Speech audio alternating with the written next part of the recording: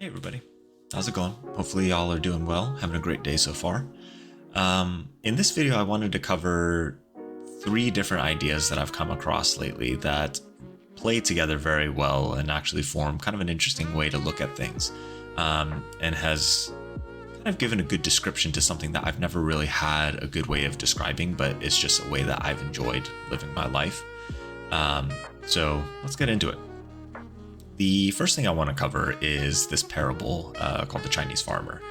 And I found this one day scrolling through Instagram it was YouTube Shorts. And it goes like this. So there was once a Chinese farmer and his son, and they owned a farm where they had only one horse to their whole name. Now, one morning they wake up and the horse has run away, and they're not able to find him anywhere, and everyone from the town comes and visits them. They say, "Oh, I'm so sorry to hear about your horse running away." And the farmer says, "Yeah, bad news, good news, we don't know yet." So the next day they wake up, and lo and behold, the horse is back, and the horse has brought two other horses with it. So now the whole town comes over and rejoices. "Oh my gosh, what fantastic news. Your horse came back and you get two more horses. You've tripled your horses." And the farmer says, good news, bad news, we don't know yet, right? And the next morning, the son takes out one of the new horses trying to train it. And the horse is rowdy and bucks off the son, and the son falls and breaks his back. And the whole town hears about this and they're devastated, right? They come over and visit and say, "Oh, I'm so sorry to hear about your son and his back. That's terrible news. Let us know what we can do to help." And the farmer says, bad news, good news, we don't know yet. So next day rolls around and the government comes by and knocks on the door and says, "Hey, we're taking all able-bodied young men to fight in the war." And the farmer says, "Well, my son's back is broken. He can't do anything." So they look, examine him, and agree his back is sure enough broken, and they move on. And the town hears about this and come over and celebrate. "Oh, what wonderful news. Your son is not going to have to go to war." So the farmer says, "Oh, well, good news, bad news, we don't know yet." And this continues on for however long you want it to continue. But the moral of the story is you don't really know. At face value, things can seem really bleak, like incredibly bleak. But you never know. Good things may be bad things may be good. You just don't know. And to me, hearing that, I interpret it as the world doesn't really have inherently bad or good things. I think that the symptoms of them can definitely be bad, or I guess maybe I should say painful or inconvenient. But to say something is inherently bad or good, I don't think after hearing that exists. Now, if you agree, that's fantastic. If you don't, that's also fine. But kind of, it's put things into perspective for me.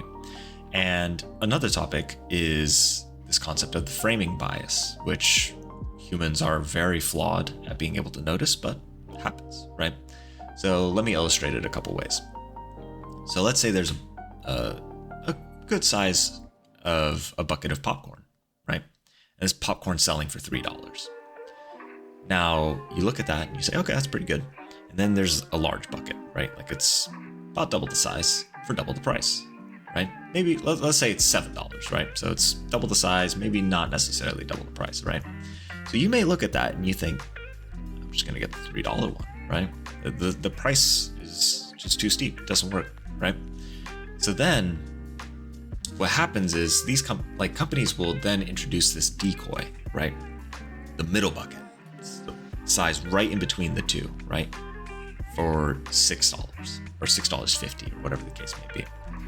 Now you're looking at that $7 bucket and you're going, well, look how much bigger that is than the $6.50 bucket, and it's only 50 cents more. I'm gonna buy it. Fundamentally, nothing has changed about the big bucket and the small bucket, right? But by introducing the middle bucket and kind of framing the bigger bucket to be a greater deal, because for only 50 cents more, you can get, almost 30% more popcorn, people are going to gravitate towards that. And that's like a wild phenomenon that like it just blew my mind. But sure enough, you see it everywhere.